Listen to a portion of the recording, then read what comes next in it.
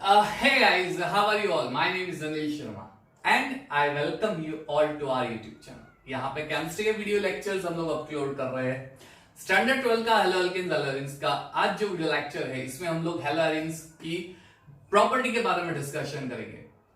Already last video lecture में हमने halo alkanes की प्रॉपर्टी न्यूक्लियोफिलिक सब्स्टिट्यूशन रिएक्शन वो देख ली है. आज के इस वीडियो लेक्चर में reaction with metal, electrophilic substitution reaction and also some other reactions are going to discuss. ठीक है, सो ऑलमोस्ट हेलोरिन्स खत्म हो जाएगा और हेलोरिन्स खत्म हो गया उसके बाद सिर्फ स्टीरियोकेमिस्ट्री का ऑप्टिकल आइसोमरिज्म वाला टॉपिक बाकी रहेगा. ठीक है, और some compounds of haloalkanes alkanes, that is some important compound of halogen containing organic compound. चलिए, तो आज के वीडियो लेक्चर में हम लोग स्टार्ट कर रहे हैं प्रॉपर्टी ऑफ हेलोरिन्स. बिना टाइम वेस्ट किए we begin our property.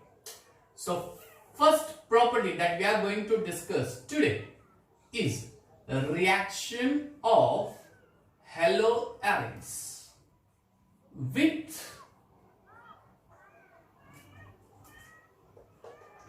metals. हेलोएरेन्स की रिएक्शन मेटल के साथ किस तरह से होती है वो हम आज डिस्कस करने वाले हैं.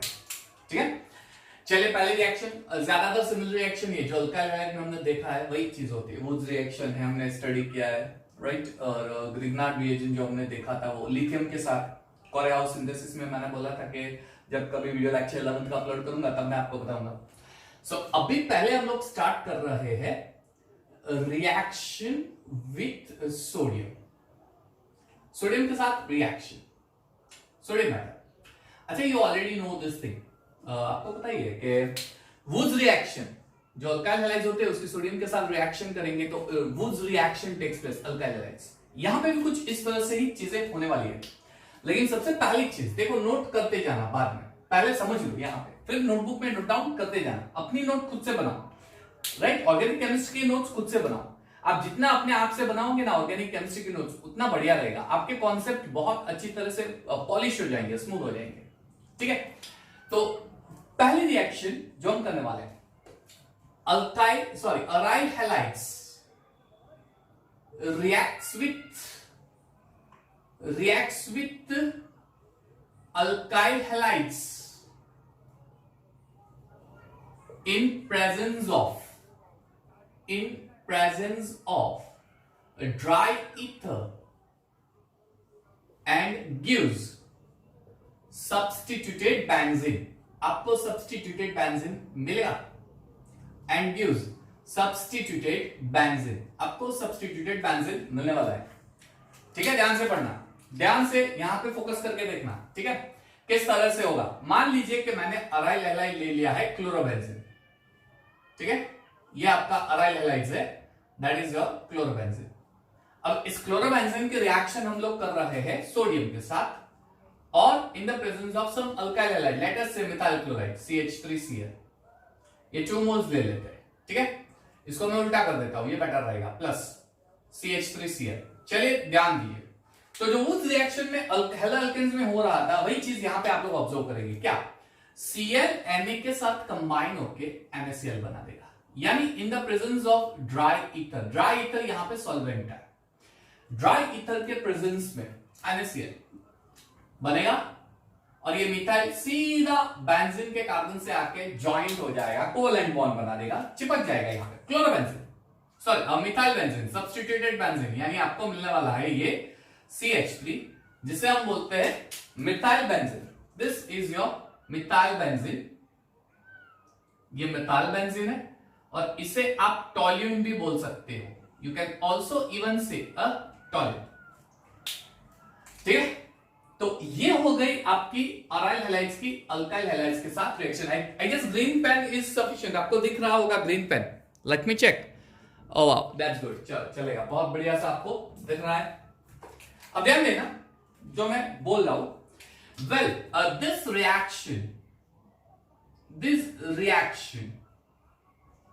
reaction is known as Wurtz Fittig reaction. इसे हम वुड्स फिटिग रिएक्शन बोलेंगे. ये वुड्स फिटिग रिएक्शन होती है. ये आपकी वुड्स फिटिग रिएक्शन होगी. ठीक है, जब आप अल्काइल हैलाइड्स की रिएक्शन अराइल हैलाइड्स के साथ करेंगे सोडियम के प्रेजेंस में, dry ether is your solvent, it is called Wurtz Fittig reaction. This is your Wurtz Fittig reaction. Further मान लीजिए हाउएवर, एक और चीज मैं यहां पे डाल रहा हूं, however if only aryl halides are treated, not aryl halides, okay, it's a plural, right, are treated with dry ether, you will get, or we get biphenol। हमें बाइफिनाइल या डाइफिनाइल जो लिखो एक ही। अब ये चीज नोट करना, हम ले रहे हैं सिर्फ और सिर्फ अराइल हैलाइड्स। इन दोनों में डिफरेंस क्या है? हम लोग अराइल हैलाइड्स का रिएक्शन अल्काइल हैलाइड्स से कर रहे थे। Here we are reacting only and only aryl halides, no alkyl halides, 2 aryl halides. यहां पे 2 अराइल हैलाइड्स ले रहे हैं। मान लीजिए कि चलो कोई और बॉल पेन लेके देख लेते हैं, ग्रीन पेन इज सफिशिएंट, तो ये बराबर ये दिख भी रही है। तो लेट्स टेक यहां पर Br, let's take an example, 2 sodium, वापस Br कर देते हैं। अगेन ड्राई ईथर के प्रेजेंस में रिएक्शन हो रही है, ठीक है, ड्राई ईथर। तो होगा क्या? अब जैसे मैंने यहां पे बताया वही चीज यहां पे होगी। Na और Br ये बना देगा NaBr पहले, -2 मोल्स ऑफ NaBr, और बेंजीन के साथ चिपक जाएगा। यू विल गेट बाइफिनाइल, आपको बाइफिनाइल मिलने वाला है। दिस इज योर बाइफिनाइल, ये आपका बाइफिनाइल या डाइफिनाइल, जो ठीक है, जो बोलो वही सही होगा। बाइफिनाइल मिलेगा। इस रिएक्शन को फिटिग रिएक्शन बोलते हैं, सिर्फ फिटिग रिएक्शन ओनली, यानी सिर्फ अराइल हैलाइड्स की रिएक्शन होती है तो वो फिटिग रिएक्शन होगी। अराइल और अल्काइल हैलाइड्स दोनों की रिएक्शन होती है तो ये वुड्स फिटिग रिएक्शन है। Wurtz Fittig reaction, Fittig reaction, clear? It is Fittig reaction, this reaction is Fittig reaction, ये फिटिग रिएक्शन होती है। समझ में आया? तो ये पहला मेटल वाला केस है, सोडियम के साथ रिएक्शन होगी, तो जिस तरह से हैलोअल्केन्स में वुड्स रिएक्शन से रिएक्ट होकर आपको कंपाउंड हाइड्रोकार्बन मिल रहा था, यहां पे अराइल अल्काइल हैलाइड्स करेंगे तो आपको सब्स्टिट्यूटेड बेंजीन मिलेगा, जैसे मिथाइल बेंजीन। अब मिथाइल की जगह इथाइल ले लोगे तो इथाइल बेंजीन मिलेगा, एक्सेट्रा, ठीक है। अगर दोनों अराइल ग्रुप ले रहे हो तो it is a Fittig reaction only, you will get biphenyl, biphenyl मिलेगा। पहली reaction with metal. Reaction number 2, reaction with metal sodium. अब रिएक्शन विथ मेटल मैग्नीशियम, चलिए मैग्नीशियम से रिएक्शन कर देते हैं। ग्रिग्नार्ड रिएजेंट, याद आया? हैलोअल्केन्स मेरा ग्रिग्नार्ड रिएजेंट कुछ याद है कि नहीं? ग्रिग्नार्ड रिएजेंट, हैलोअल्केन्स मेरा ग्रिग्नार्ड रिएजेंट बनेगा, यहां पे ग्रिग्नार्ड रिएजेंट बनेगा RMgX, ठीक है, RMgX बनेगा। तो वो रिएक्शन हो रही है यहां पे। मान लीजिए कि the compound is your chlorobenzene, ठीक है, और इसकी रिएक्शन हम लोग मैग्नीशियम मेटल के साथ कर रहे हैं। यहां पे हम लोग ड्राई ईथर लेंगे या फिर THF ले लो, चलेगा। THF यानी ट्राई हाइड्रोफ्यूरान होता है, ठीक है। मैग्नीशियम आ जाएगा, you will gate phenyl magnesium halide, ठीक है। ये हो गया आपका ग्रिग्नार्ड रिएजेंट, RMgX वाला part, this is your Grignard reagent. इसका नाम क्या होगा? Phenyl magnesium halide, it's your phenyl magnesium halide, ठीक है। ये THF क्या है? ट्राई हाइड्रोफ्यूरान, इसका स्ट्रक्चर कुछ ऐसा ड्रॉ कर सकते हो, ऑक्सीजन समवट लाइक दिस, यहां पे यूज होगा। अच्छा, ट्राई हाइड्रोफ्यूरान क्या करेगा? ग्रिग्नार्ड रिएजेंट को अपने आप में सोल्यूबल कर देगा, ठीक है। अगर यहाँ पे THF की जगह आप मान लीजिए कि आपने वाटर या अल्कोहल ले लिया तो वो रिएक्शन डिस्ट्रॉय कर देगा, ग्रिग्नार्ड रिएजेंट को डिस्ट्रॉय कर देगा, क्योंकि मैंने ग्रिग्नार्ड रिएजेंट में बताया है कि प्रोटॉन कंटेनिंग कंपाउंड से रिएक्शन होगा तो ग्रिग्नार्ड रिएजेंट उससे रिएक्ट होकर कोई और कंपाउंड बना देगा। यानी यहां पे हम लोग ऐसा सॉल्वेंट यूज नहीं कर सकते जिसमें प्रोटॉन है, तो हमें एप्रोटिक सॉल्वेंट यूज करना पड़ेगा। तो ये protic solvent you can use dry ether also, यहाँ पे ड्राई ईथर लोगे तो भी चलेगा, वो भी एक प्रोटिक सॉल्वेंट है। ये ग्रिग्नार्ड रिएजेंट को सॉल्युबल तो करेगा लेकिन डिस्ट्रॉय नहीं करेगा, रिएक्शन नहीं होगा। और ये ट्राईहाइड्रोफ्यूरान भी वही करेगा, ग्रिग्नार्ड रिएजेंट को सिर्फ और सिर्फ इसमें समा देगा, इसको डिसॉल्व कर देगा अपने आप में डिसॉल्व कर देगा, रिएक्ट नहीं करेगा। ये चीज याद रखना, ग्रिग्नार्ड रिएजेंट, ठीक है।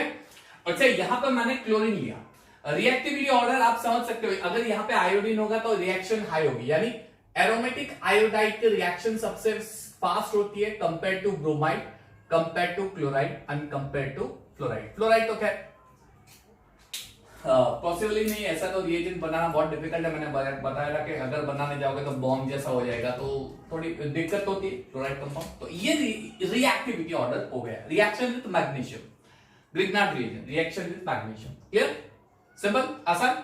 वही चीज वही कहानी यहाँ पे आ रही है, आपको अल्काइल मैग्नीशियम हैलाइड मिल रहा है, बहुत बढ़िया है, बहुत बड़ी चीज है, मजा आएगा आपको। ये हो गया रिएक्शन विद मेटल। चलिए अब नेक्स्ट है रिएक्शन विद कॉपर। चलिए कॉपर के साथ रिएक्शन कर देते हैं, कॉपर के साथ, इसे हम उल्मन रिएक्शन भी बोलते हैं, उल्मन रिएक्शन। कॉपर के साथ रिएक्शन करोगे तो it's your Ullmann reaction, this is your Ullmann reaction. चलिए it's your Ullmann reaction, copper के साथ रिएक्शन करोगे उल्मन रिएक्शन। ओके चलिए कॉपर के साथ रिएक्शन करोगे तो जो रिएक्शन हमें फिटिंग में मिल रही है वही रिएक्शन यहां पे होने वाली है। फर्क कितना है कि यहां पे हम लोग सोडियम ले रहे हैं, उल्मन रिएक्शन में हमें लेना है कॉपर, सिल ट्यूब में कॉपर लेना है 473 केल्विन टेम्परेचर पे, उल्मन रिएक्शन में सिल ट्यूब में 473 केल्विन टेम्परेचर पे, ठीक है। तो जो फिटिंग रिएक्शन है वही रिएक्शन रिपीट होगी, सोडियम की जगह कॉपर मेटल आ जाएगा, दैट्स इट। ले लो रिएक्शन ले लो। चलिए मान लीजिए कि मैंने क्लोरोबेंजीन ले लिया, let's say it's your chlorobenzene, ठीक है। इसके रिएक्शन कॉपर से कर लेते हैं। दूसरा chlorobenzene in a seal tube, this is reacted in a seal tube, okay, sealed tube at 473 kelvin temperature, very high temperature. तो होगा क्या, Cu और Cl कंबाइन होकर CuCl2 बना देंगे और आपको मिलने वाला है बाइफिनाइल। जो प्रोडक्ट आपको फिटिंग में मिलेगा वही प्रोडक्ट यहां पे मिलेगा, biphenyl. This is your biphenyl product. आसान है, इतना डिफिकल्ट नहीं है, करना यही चीज है। लेकिन यहां पे हम लोग 2 मोल्स ऑफ सोडियम ले रहे थे, ये है आपकी कॉपर की रिएक्शन, कॉपर के साथ रिएक्शन उल्मन रिएक्शन होती है 473 रिएक्शन केल्विन टेम्परेचर पे, उल्मन रिएक्शन, राइट। आसान, इजी है, इतना डिफिकल्ट नहीं है। हेलोअल्केन समझ में आ गया, मेटल तो ये भी आप इजीली कर सकते हो। रिएक्शन नंबर 4 देख लेते हैं, और ये लास्ट मेटल की रिएक्शन होगी, रिएक्शन विथ लिथियम। लिथियम के साथ रिएक्शन किस तरह से होगी, मान लीजिए मैंने लिथियम डाल दिया, ठीक है, लिथियम आयोडाइड, जो हम लोग कोरेहाउस सिंथेसिस में हम लोग कर रहे थे वही चीज यहां पे होने वाली है। कोरेहाउस सिंथेसिस में हमने क्या किया था, लिथियम लिया था और हमें कंपाउंड मिला था, कुछ चीज वही होने वाली है, रिपीट होने वाली है, ठीक है। मान लीजिए मैंने ले लिया है आपका ब्रोमोबेंजीन सपोज, ठीक है। तो 2 मोल्स ऑफ लिथियम के साथ रिएक्ट होगा, अगेन ये चीज होने वाली है ड्राई ईथर के प्रेजेंस में, हीटिंग कर लो, एक लिथियम Br को लेके निकल जाएगा, LiBr, ठीक है। और दूसरा लिथियम बेंजीन से रिएक्ट होके लिथियम का ऑर्गेनोमेटालिक कंपाउंड यानी ऑर्गेनिक कंपाउंड कर देने के लिए, एरोमेटिक कंपाउंड कर देने के लिए, जैसा फिनाइल लिथियम भी बोल सकते हो। This is also called phenyl lithium. समझ में आया, रिएक्शन विद लिथियम। तो ये कहानी हो गई रिएक्शन विद मेटल के साथ। मेटल के साथ किस तरह से रिएक्शन होती है। पहला सोडियम के साथ रिएक्शन, उसमें 2 चीजें हैं, एक वुड्स फिटिंग रिएक्शन है, एक सेल्फ फिटिंग रिएक्शन है। वुड्स फिटिंग रिएक्शन में अराइल हैलाइड्स की रिएक्शन अल्काइल हैलाइड्स के साथ कर रहे थे। फिटिंग रिएक्शन में दोनों अराइल हैलाइड्स लेते हैं और ड्राई ईथर के प्रेजेंस में करते हैं। रिएक्शन विद मेटल मैग्नीशियम में ग्रिग्नार्ड रिएजेंट बना रहे हैं, क्लोरोबेंजीन मैग्नीशियम के प्रेजेंस में फिनाइल मैग्नीशियम हैलाइड बनेगा। हम लोग रिएजेंट लेने वाले THF, ट्राईहाइड्रोफ्यूरान, इसको हम बोलते हैं ट्राईहाइड्रोफ्यूरान, नाम नहीं लिखा है तो लिख देते हैं टेट्रा हाइड्रो, 4 हाइड्रोजन होंगे फ्यूरान, ठीक है, टेट्राहाइड्रोफ्यूरान। जो फ्यूरान होता है उसमें से डबल बॉन्ड निकाल दो और हाइड्रोजन चिपका दो, टेट्राहाइड्रोफ्यूरान वही चीज होगी।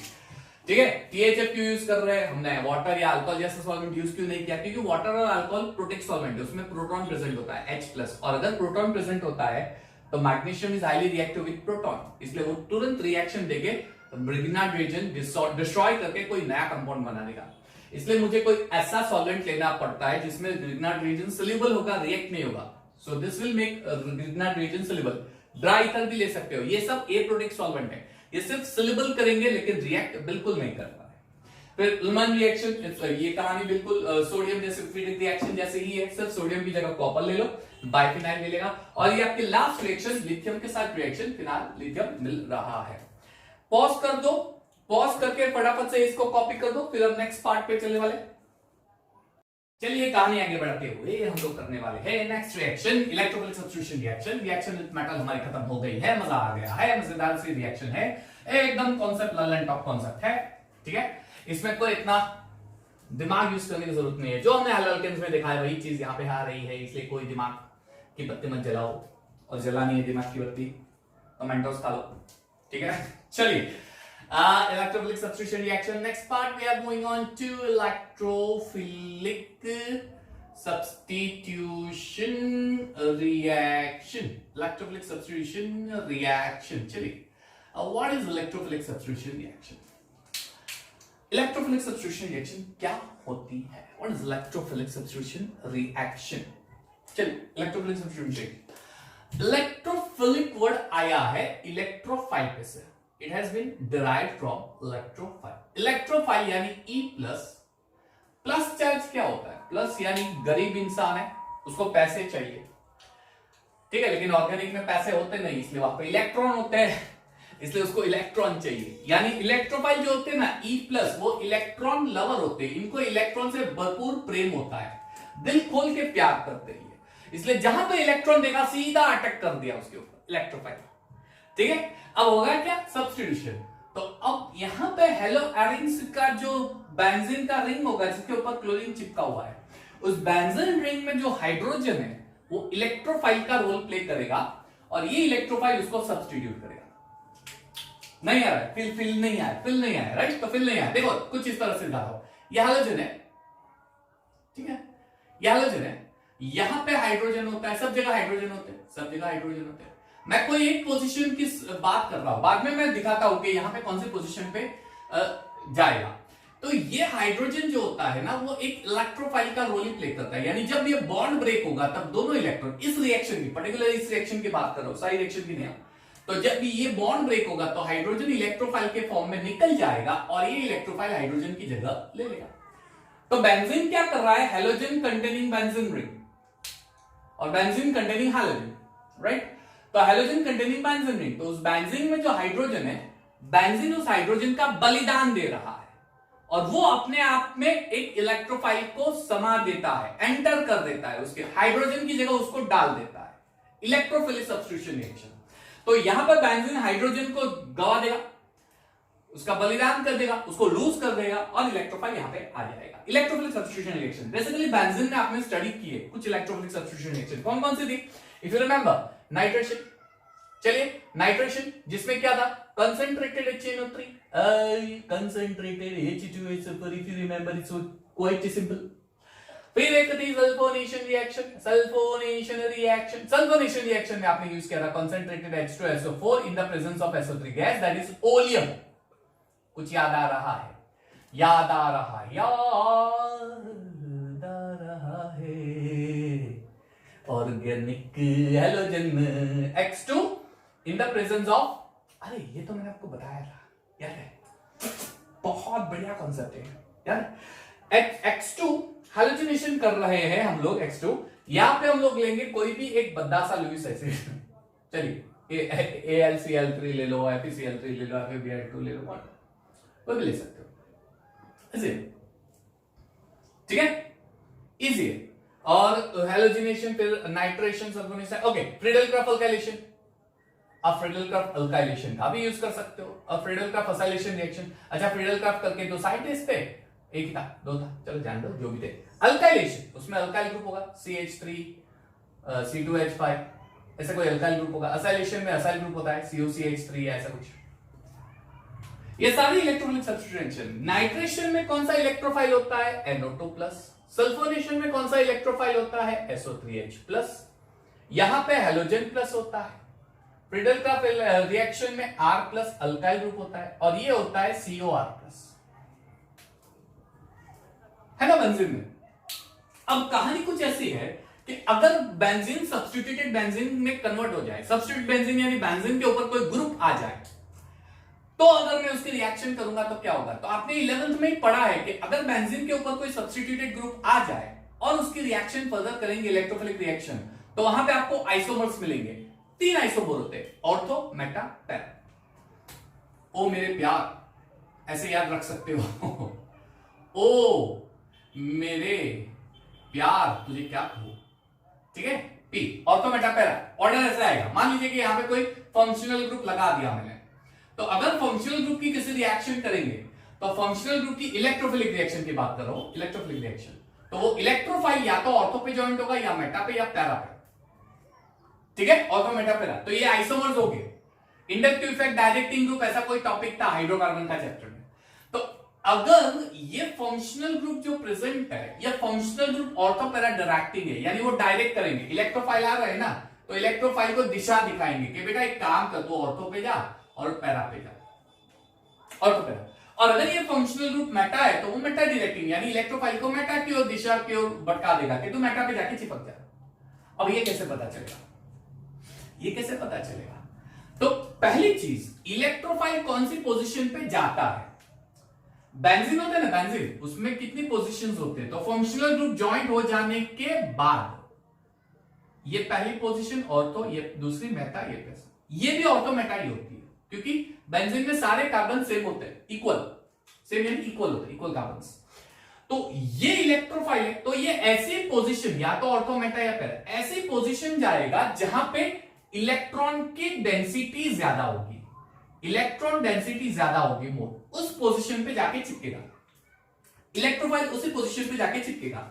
अब इसे कैसे पता होगा? ये तो अंधा आदमी है, ये तो घर में घुस रहा है, लेकिन पता नहीं है कौन से कमरे में जाना है, तो इसे ये दिशा दिखाएगा कि भाई एक काम कर, मैंने तेरे लिए 2 चीजें सेट कर दी है, मैंने ऑर्थो, पैरा पे इलेक्ट्रोफाइल, मैंने सॉरी इलेक्ट्रॉन सेट कर दिए, तू वहां पे जाके चिपक जा, ठीक है, या फिर मेटा पे जाके चिपक जा, वो डिसाइड कर देता है। यानी ये फंक्शनल ग्रुप ऑर्थो, मेटा और पैरा में से किसी भी पोजीशन पे इलेक्ट्रॉन डेंसिटी बढ़ा देता है, तब जाके इलेक्ट्रोफाइल को पता चलता है कि हाँ भाई ऑर्थो या पैरा या मेटा पे इलेक्ट्रॉन डेंसिटी ज्यादा है।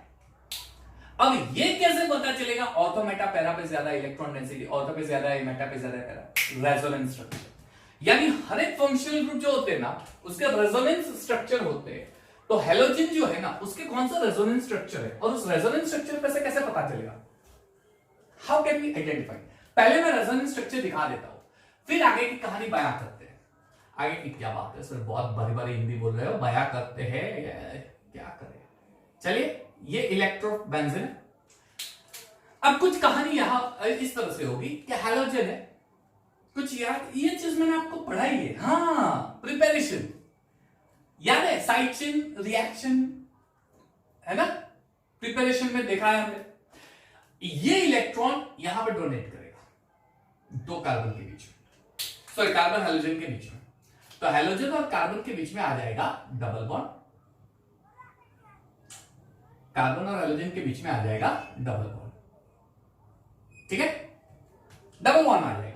अब हेलोजन है इलेक्ट्रॉन लवर, वो इलेक्ट्रॉन नेगेटिव एटम होता है, इसको तो इलेक्ट्रॉन बहुत पसंद है, देखते ही वो जंप लगा के इलेक्ट्रॉन को खींचने की ट्राई करेगा, ठीक है, इलेक्ट्रॉन यहां पे जाएगा। अब वो इलेक्ट्रॉन लवर है लेकिन खुद ही इलेक्ट्रॉन दे रहा है, ये तो उसको पसंद ही नहीं है, ये तो उसको, क्योंकि उसके पास इलेक्ट्रॉन है, मैंने आपको बताया था एक सेल्फिश आदमी है, इसके पास इतने पैसे है फिर भी ये सेल्फिश है, कंजूस गिरी करता है, इलेक्ट्रॉन देने के बाद भी कंजूस गिरी करता है। ये इलेक्ट्रॉन दे दिया तो इसको पसंद नहीं आया, इसलिए इसके ऊपर पॉजिटिव चार्ज आ गया, ये तो खुद को इलेक्ट्रॉन चाहिए, इलेक्ट्रॉन अट्रैक्टिंग पावर ज्यादा है, वो दे रहा है इसलिए पॉजिटिव चार्ज आ गया। प्रॉब्लम आ गई इस फर्स्ट नंबर ऑफ कार्बन पे, क्यों?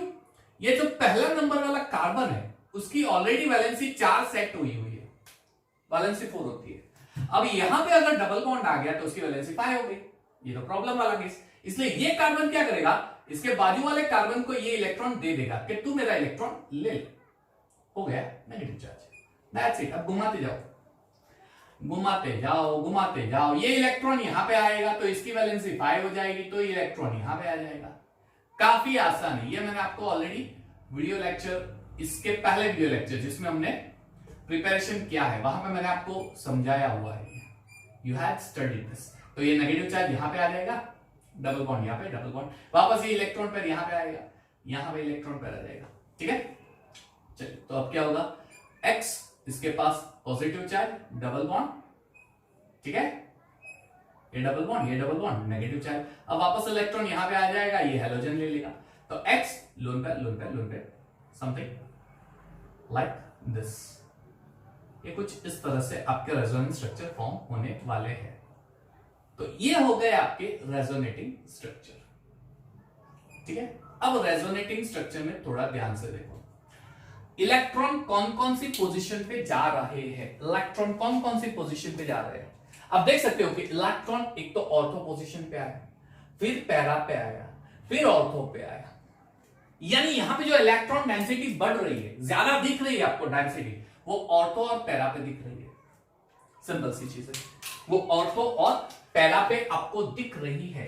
यानी अगर आप किसी भी हेलोबेंजीन, क्लोरोबेंजीन, ब्रोमोबेंजीन की इलेक्ट्रोफिलिक सब्स्टिट्यूशन रिएक्शन करेंगे तो उसका इलेक्ट्रोफाइल क्या देखेगा, उसका इलेक्ट्रोफाइल ये देखेगा कि ऑर्थो और पैरा पे तो इलेक्ट्रॉन डेंसिटी ज्यादा है और मुझे तो इलेक्ट्रॉन ही चाहिए, इलेक्ट्रोफाइल तो इलेक्ट्रॉन ही चाहिए, तो वो सीधा जाके ऑर्थो पे और सीधा जाके पैरा पे चिपक जाएगा, पैरा और ऑर्थो पे इलेक्ट्रोफिलिक सब्स्टिट्यूशन रिएक्शन। तो आप लिख सकते हो कि electrophilic substitution reaction, electrophilic substitution reaction takes place on ortho and para position। Ortho and para position पे इलेक्ट्रोफिलिक सब्स्टिट्यूशन रिएक्शन होने वाली है। सिंपल, अरे बहुत आसान है, इतना नहीं है डिफिकल्ट। चलिए कोई बात नहीं, ये चीज याद रखना। एक और कहानी यहां पे भैया, हेलोआयरन्स की जो है ना इलेक्ट्रोफिलिक सब्स्टिट्यूशन रिएक्शन बहुत डिफिकल्ट है, बहुत डिफिकल्ट है, इसकी रिएक्शन बहुत डिफिकल्ट है। ये रेजोनेंस इफेक्ट, इसे प्लस एम इफेक्ट बोलते हैं, plus M plus mesomeric effect बोलते हैं, प्लस इफेक्ट। ये जो इलेक्ट्रॉन में रेजोनेंस, मेसोमेरिक इफेक्ट दो तरीके होते हैं, plus M plus minus M. अगर वो इलेक्ट्रॉन रिंग को देगा, बेंजीन रिंग को इलेक्ट्रॉन देगा तो प्लस एम इफेक्ट, और अगर बेंजीन रिंग से इलेक्ट्रॉन छीन लेगा तो माइनस एम इफेक्ट। तो ये प्लस एम इफेक्ट है, प्लस मेसोमेरिक इफेक्ट है। ये जो है ना, ये प्लस मेसोमेरिक इफेक्ट है, ये प्लस मेसोमेरिक इफेक्ट होता है, प्लस मेसोमेरिक इफेक्ट है। तो मेसोमेरिक इफेक्ट की वजह से ऑर्थो पैरा पे जानी चाहिए, लेकिन भैया इसकी रिएक्शन डिफिकल्ट होती है। अब यहां पे एक ट्विस्टिंग आ गया, क्यों हेलोजेन्स की रिएक्शन डिफिकल्ट होती है?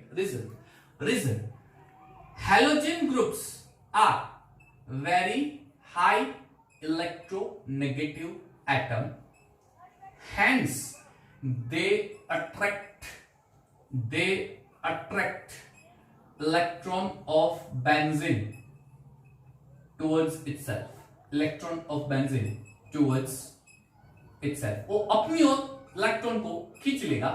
that is shows minus I effect, इसे इंडक्टिव इफेक्ट। जो फंक्शनल ग्रुप अपनी ओर इलेक्ट्रॉन को खींचेगा वो माइनस आई इफेक्ट होगा।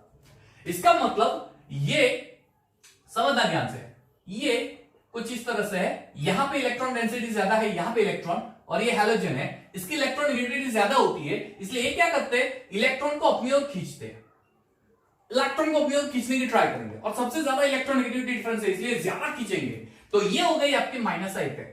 अब इलेक्ट्रॉन नेगेटिविटी इतनी ज्यादा होती है, देखो एक चीज याद रखना, मेसोमेरिक इफेक्ट सबसे स्ट्रॉन्ग इफेक्ट होती है, रेजोनेंस इफेक्ट, मेसोमेरिक इफेक्ट पूरे ऑर्गेनिक केमिस्ट्री में मेसोमेरिक इफेक्ट सबसे स्ट्रॉन्ग होती है, लेकिन कुछ एक्सेप्शनल केसेस होते हैं, मैं आपको बाद में बताता जाऊंगा एक बार एक, वन बाय वन करके। पहला ये है, दो mesomeric effect is very powerful, ये बहुत पावरफुल होती है, बहुत पावरफुल होती है, ऑर्थो पैरा पे ले जाने के लिए बहुत पावरफुल होती है, लेकिन यहां पे हेलोजन की इलेक्ट्रॉन नेगेटिविटी इतनी ज्यादा होती है कि इस इफेक्ट को ये डोमिनेट कर देता है, देयरफॉर इट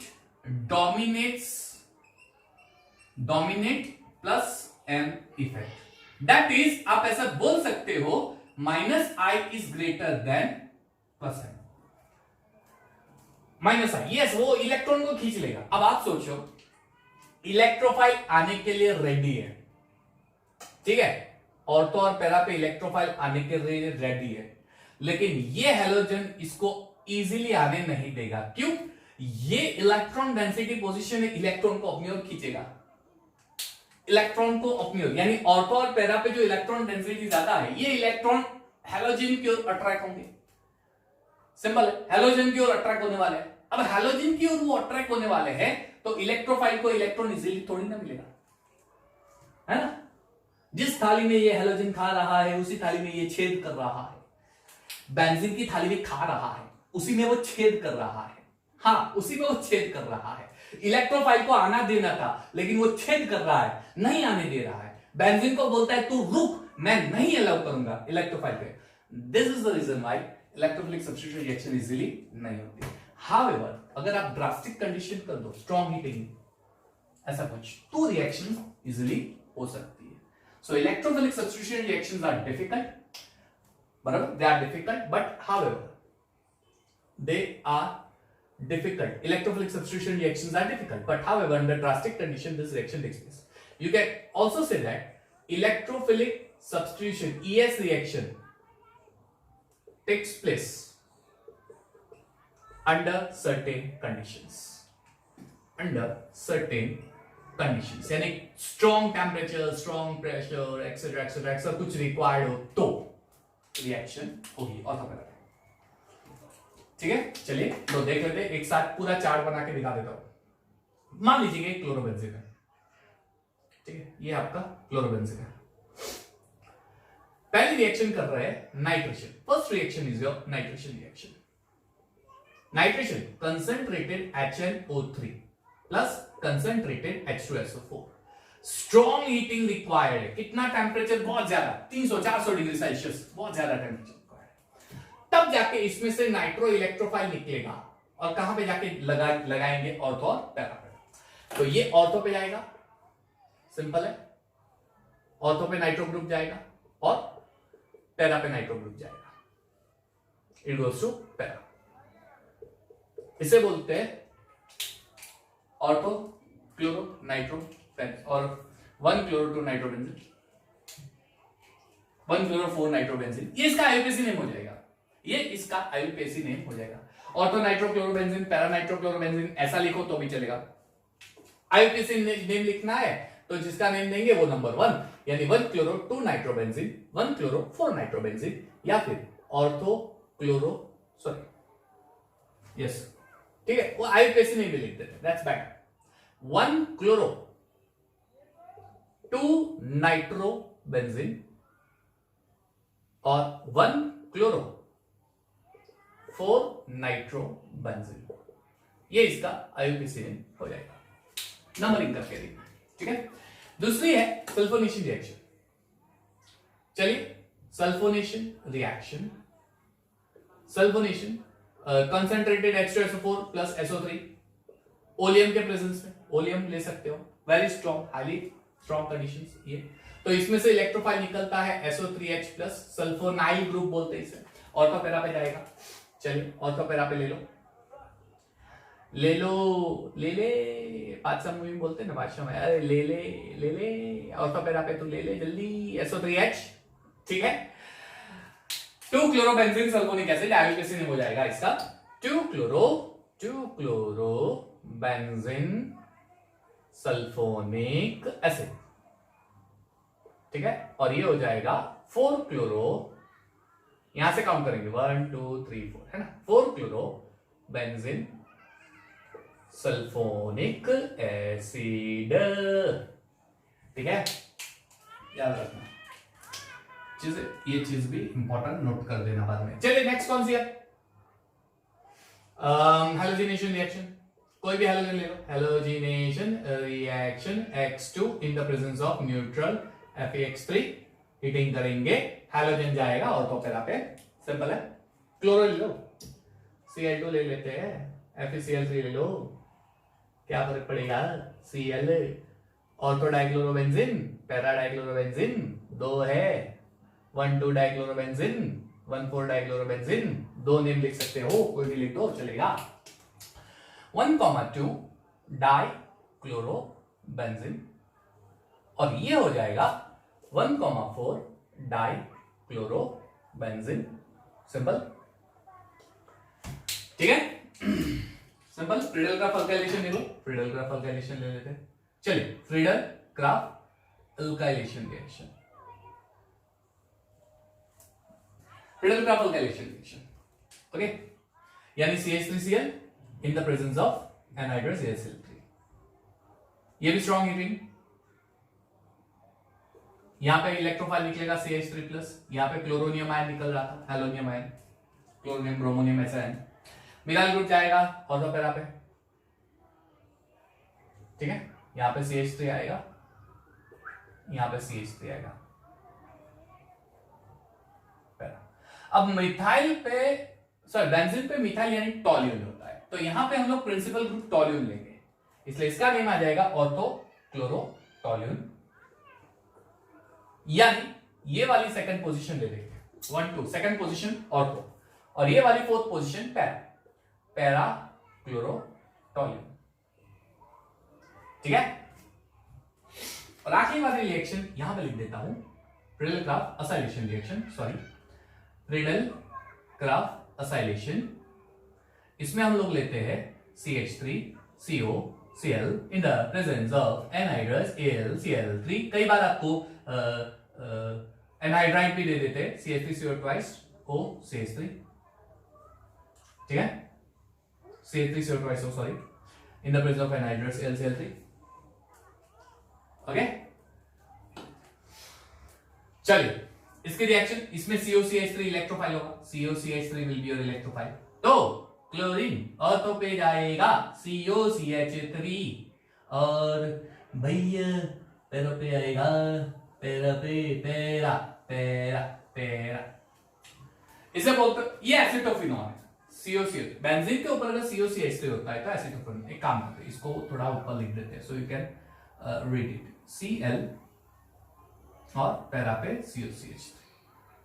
तो ये भैया अगर बेंजीन के ऊपर COCH3 है तो एसिटोफिनॉन, तो ये हो जाएगा, अगर 1 पोजीशन और 2 तो ये हो जाएगा ऑर्थो क्लोरो एसिटोफिनॉन, ठीक है, और ये हो जाएगा पैरा, ये वाला पार्ट, ठीक है, ये वाला पार्ट पैरा क्लोरो एसिटोफिनॉन, समझ में आ गया ये चीज। तो ये पूरी कहानी इलेक्ट्रोफिलिक सब्स्टिट्यूशन रिएक्शन। हाँ, अगर यहां पे आप, यहां पे फ्रीडल क्राफ्ट अल्काइलेशन में हाइड्राइड से फ्री अरेंजमेंट रिएक्शन का पॉसिबिलिटी आप देख सकते हो, यू कैन सी पॉसिबिलिटी। कैसे देखो, अगर मैं यहां पे मान लीजिए कि क्लोरोबेंजीन है, ठीक है, ये क्लोरोबेंजीन है, दिख रहा है आपको के ऊपर लिखूं, लेट्स मी सी, क्लोरोबेंजीन नहीं दिख रहा है, नहीं दिख रहा है, बाकी सब ओके है, ओके चलो, ऑर्थो क्लोरो, चलिए नो इश्यूज।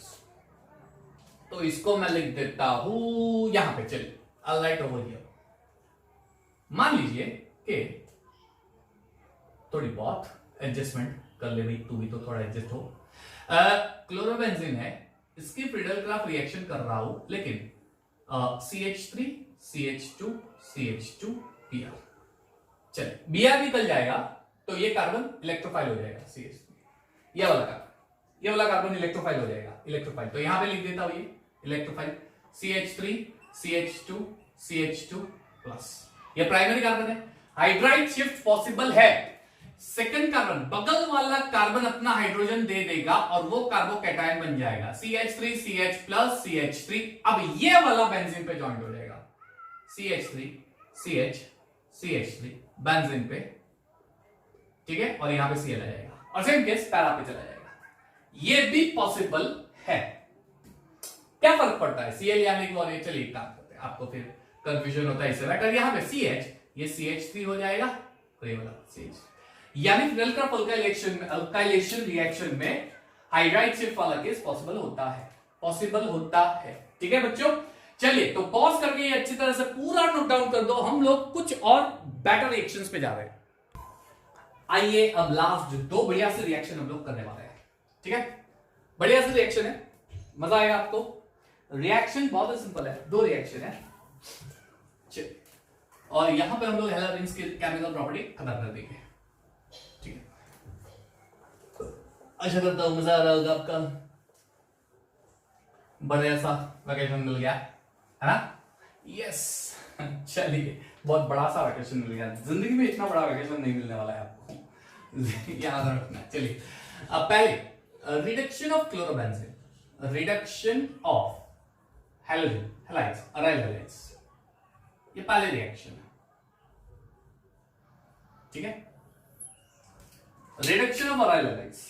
अब यहां पे अगर आप क्लोरोबेंजीन के रिडक्शन करोगे, रिडक्शन रिएक्शन, चलिए रिडक्शन रिएक्शन कर देते हैं। रिडक्शन यानी addition of hydrogen in the presence of lithium aluminium hydride ले सकते हो, या फिर आप सोडियम एल्यूमिनियम एलॉय भी ले सकते हो इन the presence of alcohol C2H5OH।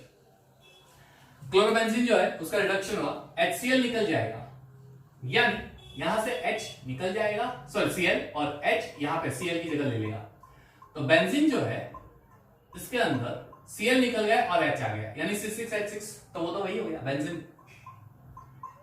यानी reduction of chlorobenzene gives hydrocarbon, reduction of chlorobenzene gives hydrocarbon benzene.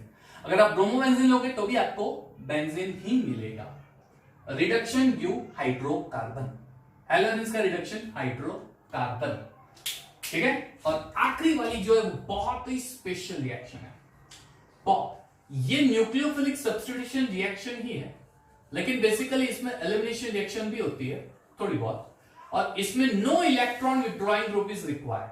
कल हमने न्यूक्लियोफिलिक सब्स्टिट्यूशन रिएक्शन देखी थी, उसमें हमने देखा था कि अगर इलेक्ट्रॉन विथड्रॉइंग ग्रुप डालते तो रिएक्शन जो है वो फास्ट होती है और major product, sorry maximum product मिलता है। ये ध्यान देना यहां पर। मान लीजिए मैंने ले लिया यहां पे लेट्स से क्लोरोबेंजीन, ठीक है, यहां पे मैंने ले लिया है क्लोरोबेंजीन Cl, यहां पे आपका कार्बन का हाइड्रोजन है, NaNH2 in the presence of liquid ammonia, reaction हो रही है यहां स्ट्रॉन्ग।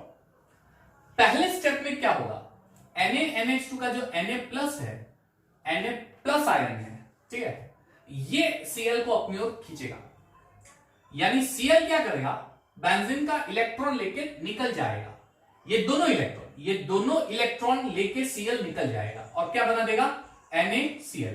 अब इलेक्ट्रॉन निकल गया, ये कार्बन ने भी अपना इलेक्ट्रॉन गवा दिया, राइट। क्लोरीन इतना कमीना इंसान है कि वो अपना इलेक्ट्रॉन भी ले रहा है और बेंजीन का भी इलेक्ट्रॉन लेके निकल जा रहा है, इसलिए बेंजीन जो है इसके कार्बन के ऊपर कौन सा चार्ज आ जाएगा, पॉजिटिव फिनाइल कार्बोकेटाइन। कुछ इस तरह से रिएक्शन होगी, ठीक है, और ये Cl जो है ये NaCl बना देगा यहां पे हाइड्रोजन। अब आगे क्या रिएक्शन होने वाली है वो ध्यान से देखो, आगे की रिएक्शन इसमें कुछ ऐसा होगा, आपको जो हाइड्रोजन दिख रहा है ना, हाइड्रोजन, ये हाइड्रोजन भी यहां से निकल जाएगा नेक्स्ट स्टेप में। ये जो NH2 है ना, NH2 माइनस ये क्या करेगा, अपने पास इलेक्ट्रॉन पेयर है, NH2 के पास इलेक्ट्रॉन पेयर है, तो ये हाइड्रोजन को बोलेगा तू आ जा, तू चिंता मत कर, बराबर है, की फर्क पड़ेगा अगर मैं आपको हाइड्रोजन दे दूंगा तो ये हाइड्रोजन कार्बन को दोनों इलेक्ट्रॉन देके H+ के फॉर्म में निकल जाएगा, H+ के फॉर्म में, यानी यहां पे NH3 बन जाएगा। अब कार्बन क्या करेगा, ये दोनों इलेक्ट्रॉन लेके, कल ही मैंने बताया कि अगर कार्बन लास्ट लेक्चर में, सॉरी कल यानी लास्ट लेक्चर, कार्बन के ऊपर अगर इलेक्ट्रॉन पेयर है तो कार्बन पहली बार इतने सारे इलेक्ट्रॉन देख रहा है, इतने सारे पैसे देख रहा है, वो तो पागल हुआ है, इसलिए ये क्या करेगा, यही इलेक्ट्रॉन वापस बीच में डोनेट करके इसका प्लस चार्ज निकाल देगा, इसका प्लस चार्ज निकाल देगा, तो यहां पे ट्रिपल बॉन्ड बन जाएगा जिसे बोलते हैं हम बेंजाइन। यानी इसमें भी हमें बेंजाइन मिल रहा है, जो डाउ प्रोसेस में हो रहा था यहां पे भी हो रहा है बेंजाइन प्रोसेस में। तो पहले स्टेप में, ये पूरा स्टेप नंबर 1 है, ये पूरा स्टेप नंबर 1 है, बेंजाइन मिल रहा है यहां पे, benzyne, remember this thing, benzyne, you are getting benzyne हो गया। अब क्या होगा, तो ये जो बेंजाइन है ना, समझ रहे आंसर, ये बेंजाइन है, ठीक है, ट्रिपल बॉन्ड, ये बेंजाइन जो है ये NH3 के साथ रिएक्ट करेगा। अच्छा, NH3 को मैं कुछ इस तरह से डाल देता हूं जिसके ऊपर इलेक्ट्रॉन पड़ा है, ठीक है, बेंजाइन। अब क्या होगा, तो इसके अंदर ये इलेक्ट्रॉन पेयर कोई भी एक कार्बन ले लेगा, इधर ये कार्बन लेगा और ये कार्बन, ठीक है। मान लीजिए ये इलेक्ट्रॉन पेयर ये कार्बन ले रहा है, तो हाइड्रोजन यहां पे चला जाएगा और NH2 के पास इलेक्ट्रॉन पेयर है, ये कार्बन से शेयर कर देगा, यानी मुझे प्रोडक्ट यहां पे ऐसा मिलेगा NH2, राइट। क्या हुआ यहां पे, इलेक्ट्रॉन पेयर यहां पे गया, अब हाइड्रोजन H+ है, तो ये जहां पे इलेक्ट्रॉन पेयर जाएगा वहां पे हाइड्रोजन जाएगा, तो अगर ये इलेक्ट्रॉन पेयर यहां पे गया तो हाइड्रोजन इसी पोजीशन पे चला जाएगा, NH2 यहां पे। और एल्स दूसरी पॉसिबिलिटी, कलरिंग पेन ले लेता हूं, दूसरी, ये इलेक्ट्रॉन पेयर यहां पे आएगा तो हाइड्रोजन यहां पे आएगा, NH2 यहां पे चला जाएगा, तो आपको मिलेगा प्रोडक्ट ये NH2। दो प्रोडक्ट मिल रहे हैं, दो प्रोडक्ट। अब ध्यान से देखो, क्लोरीन इस कार्बन पे था और मुझे फाइनल आंसर यहां पे इसी, यानी जहां पे हैलोजन होता है, जिस पोजीशन से हैलोजन निकल रहा है, अगर उसी पोजीशन पे NH2 आ जाता है तो वो हो जाता है direct product, direct halogenation product. इसे हम डायरेक्ट सब्स्टिट्यूशन बोल सकते हैं। It is direct substitution. आपको एनिलीन ही मिल रहा है, लेकिन ये डायरेक्ट सब्स्टिट्यूशन। डायरेक्ट क्यों? क्योंकि यहां पे हैलोजन जिस पोजीशन से निकल रहा है उसी पोजीशन पे NH2 आ गया, लेकिन हैलोजन जिस पोजीशन से निकल रहा है, अगर NH2 वहां पे नहीं आए, उसके बाजू वाले कार्बन पे आए, यहां पे आए, तो इसे बोलते हैं सिन सब्स्टिट्यूशन। और एक्सपेरिमेंटली ऐसा फाइंड किया गया है कि सिन सब्स्टिट्यूशन जो होता है वो मेजर प्रोडक्ट होता है। एक्सपेरिमेंटली, ये मैंने नहीं बताया, ठीक है, ये मैंने नहीं बोल रहा, ये मैं नहीं बोल रहा हूं, यहां पे एक्सपेरिमेंटली फाइंड किया, यानी ये जो होता है वो 57% एनिलीन का प्रोपोर्शन मिलेगा सिन सब्स्टिट्यूशन, और ये जो है ना वो 43% प्रोडक्ट मिलेगा डायरेक्ट सब्स्टिट्यूशन। तो जो डायरेक्ट सब्स्टिट्यूशन होता है उसका प्रोपोर्शन लेस होता है, और जो सिन सब्स्टिट्यूशन होता है उसका प्रोपोर्शन ज्यादा होता है। ये ऐसा सब्स्टिट्यूशन है जिसमें कोई इलेक्ट्रॉन विड्रॉइंग ग्रुप की जरूरत नहीं है, डायरेक्ट इलेक्ट्रॉन विड्रॉइंग ग्रुप जरूरत नहीं है, डायरेक्ट न्यूक्लियोफाइल ऐड हो रहा है, NH2 न्यूक्लियोफाइल, लेकिन दो प्रोडक्ट मिल रही है, उसकी पूरी मैकेनिज्म, ठीक है। तो ये हो गया आपका सिन सब्स्टिट्यूशन रिएक्शन, क्लियर। तो यहां पे हम लोग हैलोएरिन्स का पूरा चैप्टर, हैलोएरिन्स उसका पूरा टॉपिक खत्म कर रहे हैं। अब सिर्फ बाकी रह गया है ऑप्टिकल आइसोमेरिज्म। पॉलीहैलोजन कंपाउंड काफी इजी है, वो मैं लास्ट में जब पूरा वीडियो लेक्चर खत्म होगा एक नोट बना के आपको दिखा दूंगा, वो देख लेना, वो मैं एक्सप्लेन नहीं करूंगा, वो सिर्फ पूरा रीडिंग वाला पार्ट है, ठीक है। पॉलीहैलोजन कंपाउंड में कोई एक्सप्लेनेशन नहीं है, it's only and only pure reading concept. जो एनसीईआरटी टेक्स्ट बुक में वही करना है, एक्स्ट्रा कुछ भी नहीं है, क्लियर। तो ऑप्टिकल आइसोमेरिज्म वाला सिर्फ एक पार्ट बाकी रह गया है और हमारा एनसीईआरटी का सॉल्यूशन, दैट्स इट। तो यहां पे हम लोग खत्म कर रहे हैं वीडियो लेक्चर, बने रहिएगा मेरे साथ। और हाँ, डोंट गो होम 31 अगस्त तक। अब पूरा लॉकडाउन आ गया है स्कूल कॉलेज के लिए, no school no college till 31 August. तो घर पे रहिए, पढ़ते रहिए और मेरे साथ केमिस्ट्री लेक्चर्स एंजॉय करते रहिए, ठीक है। Thank you everyone and have a nice time.